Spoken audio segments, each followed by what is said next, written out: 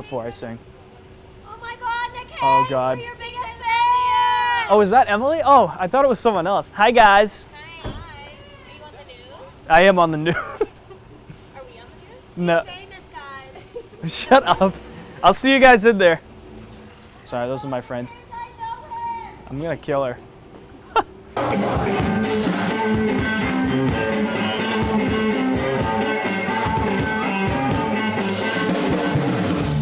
Welcome to another episode of The Universal Language. I'm your host, Teresa Romanis, and today we are in Malden, Massachusetts at Hugh O'Neill's. We're about to see a multi-talented singer, songwriter, guitarist, Nick Hayes.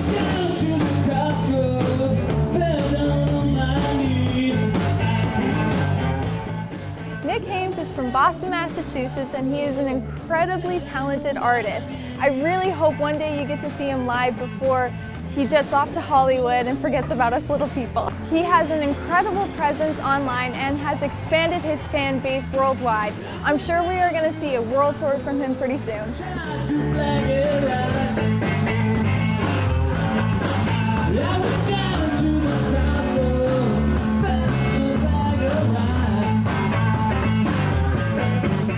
When I was 4 or 5 years old, my dad and my mom bought me a really small beginner guitar.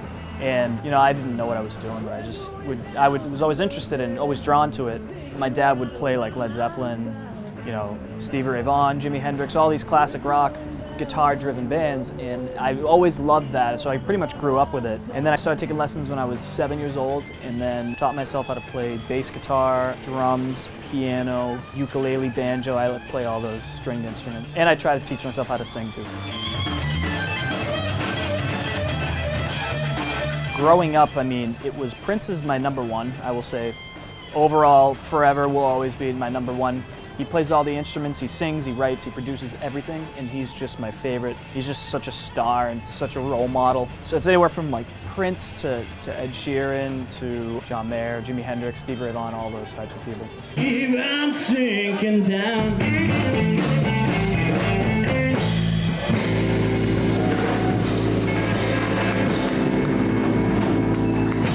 Recently, I've been doing a lot of the blues rock stuff. What my goal is to try to bring all those genres, pop, blues, rock, all that stuff into one together. Now I'm leaning more towards pop, but with rock elements to it, you know what I mean? I'm trying to create like sort of my own genre. I can't just do blues, I can't just do rock, I can't just do pop. There's elements of every genre that I love, and I'm trying to put those into one. I'm still trying to find my own sound.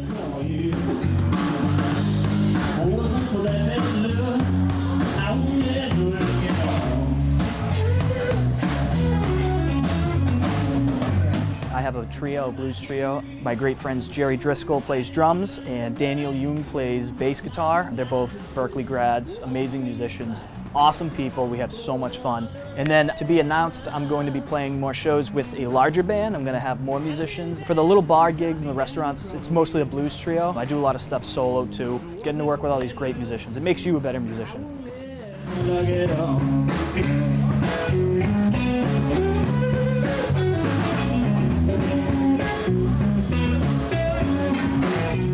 Voice memos on my phone is the biggest tool ever. I will just be playing and I'll hear something in my head, or I'll hear something that I'm playing, and immediately it hits me and I'm just like, okay, I need to record this. I'd say 8 out of 10 times I'll record something and then not revisit it for a year or two. A lot of the stuff that I've released, I wrote that a long time ago. It's definitely a process. There are times when I just write a song real quick, first pass through. It varies, honestly. I do a lot of music first, then lyrics. I don't usually do lyrics first because I'm a musician, guitarist at heart. Can't deny, you can't deny it. From 9 to 5 to clear skies, but you can't deny it.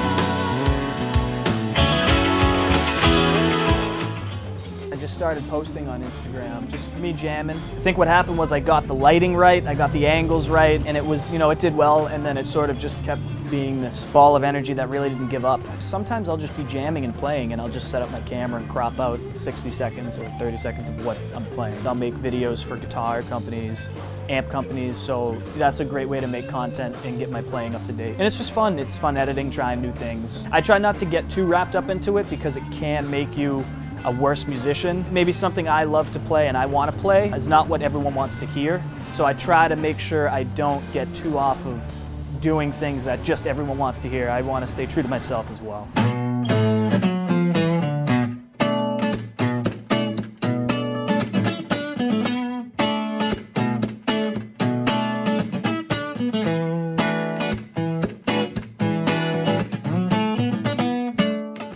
When people listen to your music, they don't know your political views, they don't know any of that stuff. They're listening to your music. That, to me, is a universal language, especially in a day where a lot of us are very divided. Music brings us together because, you know, you forget about that stuff for a second, and you just about the music.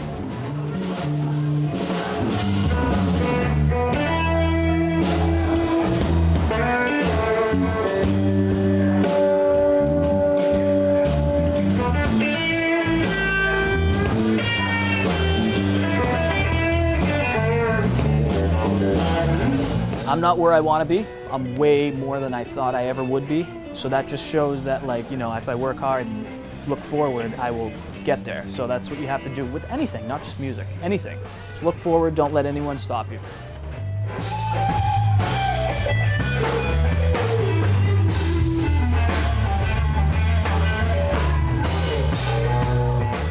My goal is to change people's lives. The most important thing is if I write a song and it connects to someone, the way I felt when I wrote it is how they're feeling now, and you have that connection.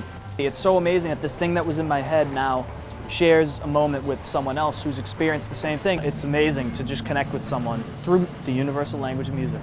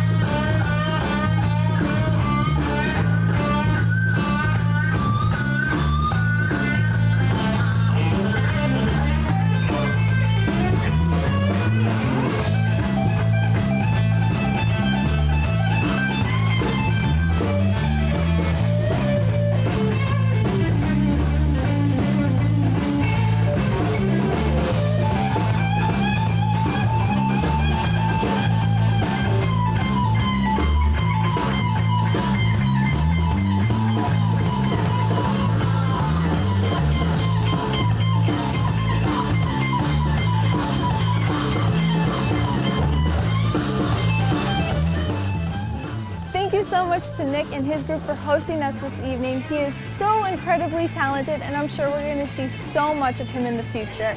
If you really enjoyed this video, please let us know what else we should see, who else we should talk to, because this is so much fun. And again, a special shout out to Nicole Gaffney and her production company, UFO Originals. Thank you so much.